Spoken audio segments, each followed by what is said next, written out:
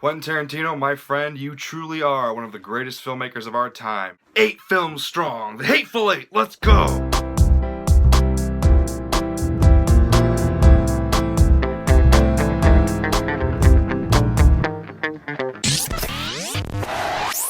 The Hateful Eight, the 8th film, wonder if he planned that, from Quentin Tarantino and his second Western after Django Unchained. The film stars Samuel L. Jackson, Kurt Russell, Jennifer Jason Leigh, Walton Goggins, Demián Bichir, I don't know how to pronounce that name, and Bruce Dern, or as Quentin Tarantino so lovingly calls them, the Tarantino All-Stars. The film takes place shortly after the Civil War in Wyoming, in the middle of a blizzard, and centers around these 8 individuals stuck in a stagecoach stopover cabin. The 8 individuals are subject to an event that starts a sort of mystery which must be solved, as some of them are not quite who they say they are. A story that is very similar in simplicity, in my opinion, to that of Reservoir Dogs, Tarantino's first movie. So before I start my critical analysis, I'd like to preface it by briefly addressing the 2 formats of this film that are currently being shown. Digital and the 70mm film roadshow format. The 70mm roadshow format is the one that I went and saw today. Now, for those of you who don't know, digital is pretty much how every movie is now shown in cinemas across the country and throughout the world. In 2K and 4K resolution, 4K being 2 times the quality or clarity of that of 2K, only really noticeable on a screen that is big enough to show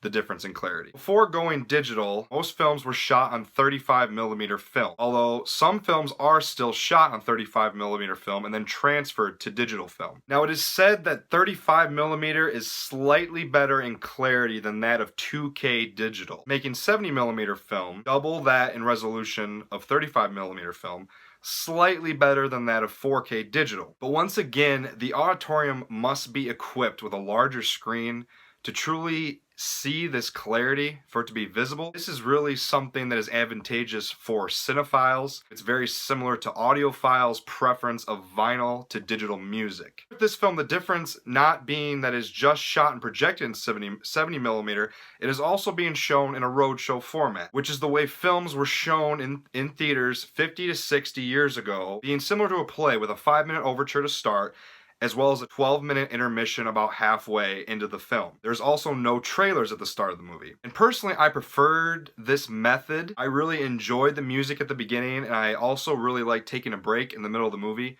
especially since this movie is so long. And to also draw audiences to this format, Tarantino is saying that there are 6 minutes of additional footage, 5 or 6 minutes, of scenes in this roadshow format that will not be in the digital format. Now, since the digital showing is still 2 hours and 47 minutes, I truly would recommend the roadshow, which is just under 30 minutes less than the digital, simply because of the extra footage and a chance to kind of take a break in the middle, and you can talk about the movie with whoever you're with, or just to go to the bathroom and take a break before the film gets really intense, because this film, right after intermission, really hits you in the face. You are now to my critical analysis of the film.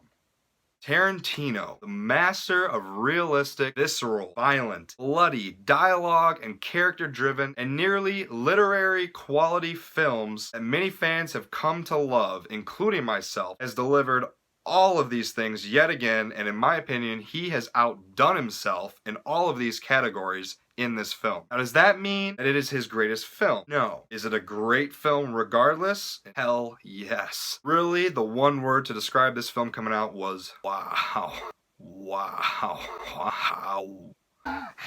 This was one hell of an experience. One of the best experiences I have had in cinema this year. If you love everything I just listed about Tarantino films, then you will love this film. If you are 50-50 or dislike any of those things, then you will probably hate this film, and I would not recommend you see it. Because he takes all of those things that I listed, and he notches them up about 5 notches, with long, dialogue-driven scenes, interesting dialogue, allowing the viewer to sit down with these characters, which developed so realistically before your eyes. The characters, through their use of humor and detail-ridden dialogue, bring you this sense of realism. Tarantino provides the minutia of every conversation and interaction as if it is something you might see in real life.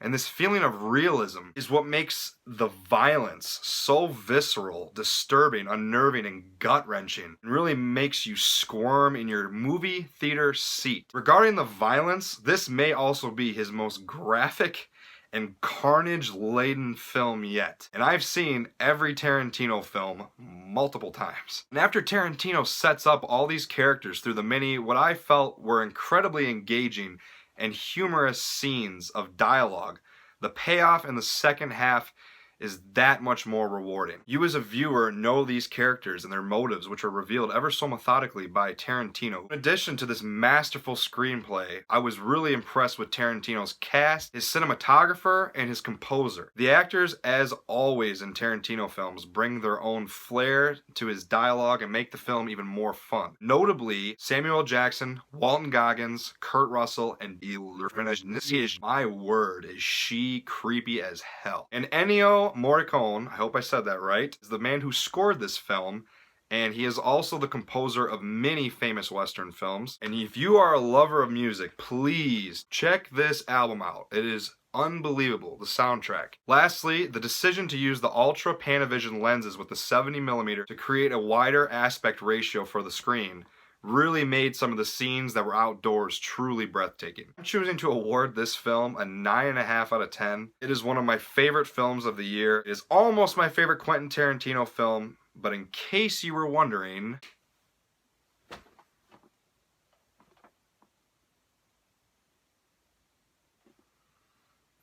so, have you seen The Hateful Eight? If you haven't seen it, I highly recommend going to see it.